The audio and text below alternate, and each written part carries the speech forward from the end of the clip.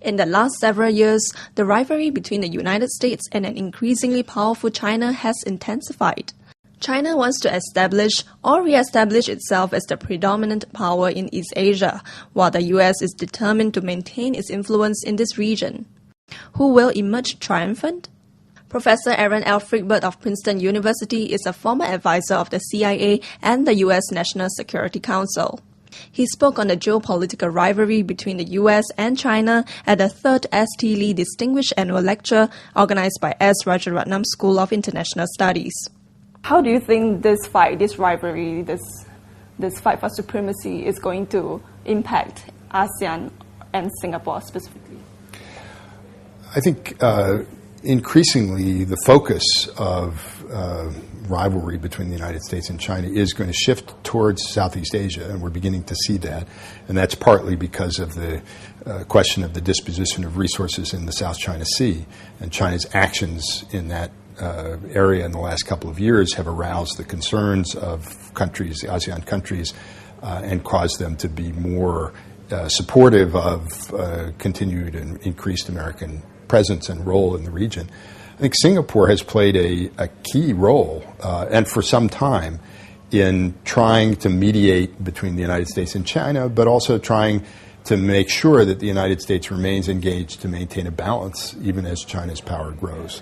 And that goes back all the way to the early 1990s. I think Singapore's leaders were quite far-sighted in recognizing, even at the time, that with the end of the Cold War, there might be some tendency for the United States to pull back, and that if that were to happen in the longer run, China would emerge unchecked as the dominant power in the region, and that this would not be in Singapore's interest. So Singapore has been very important in encouraging the United States to maintain a military presence and to remain engaged diplomatically in Southeast Asia. Well, like you say, Singapore has always been engaged with the U.S. Now, do you think that we are in an awkward position? No, I don't think that that's. I don't think that that's necessarily the case, and I don't get the feeling that people in Singapore feel that they're in an awkward position. They know that they have a balancing act. On the one hand, this desire to maintain the engagement of the United States. On the other, the recognition that China is close by, an important economic partner of Singapore, a country that Singapore doesn't wish to offend. And of course, in Singapore, there's no desire to see conflict or confrontation between the U.S. and China. But I think Singapore is doing what it's continuing to do, what it's done over the last several decades of striking that balance. In fact, I think Singapore started to do that, and Singapore's leaders started to think about that well before others in the region who are now trying to deal with the same dilemma. How do we maintain our economic ties with China, which are very beneficial? How do we avoid unnecessary conflict between ourselves and China, or between China and the U.S., at the same time as helping the United States remain engaged to maintain a balance of power that favors the stability and the interests of everybody in the region. Singapore has been doing that for a long time and is going to continue. Other countries in the region are beginning to recognize that they need to do the same thing.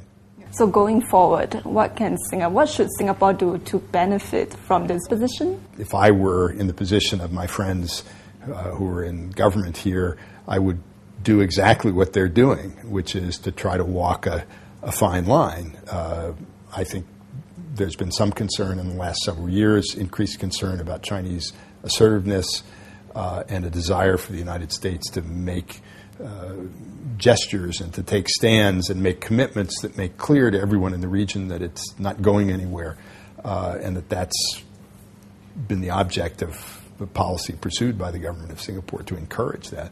And thus far, I think they've been quite successful. So I think Singapore benefits from stability. It benefits from good relations with both China and the United States. Okay.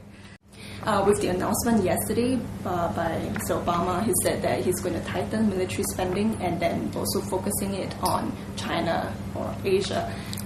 What do you think is China's response? Will be China's response to this? I think that, first of all, I think that what the president was trying to do was to indicate that even in the current budgetary environment, even when there are going to be deep cuts in American defense spending, the United States is going to place a high importance on maintaining its position in the Asia Pacific.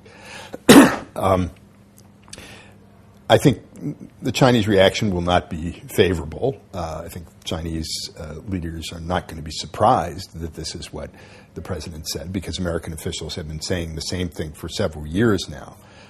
So they won't be surprised. But I think they will take the position that the United States is unnecessarily increasing tensions, that it's taking steps that will promote a kind of Cold War atmosphere and so on, without acknowledging that, in fact, China's increases in military capabilities have caused a lot of the anxiety in the region.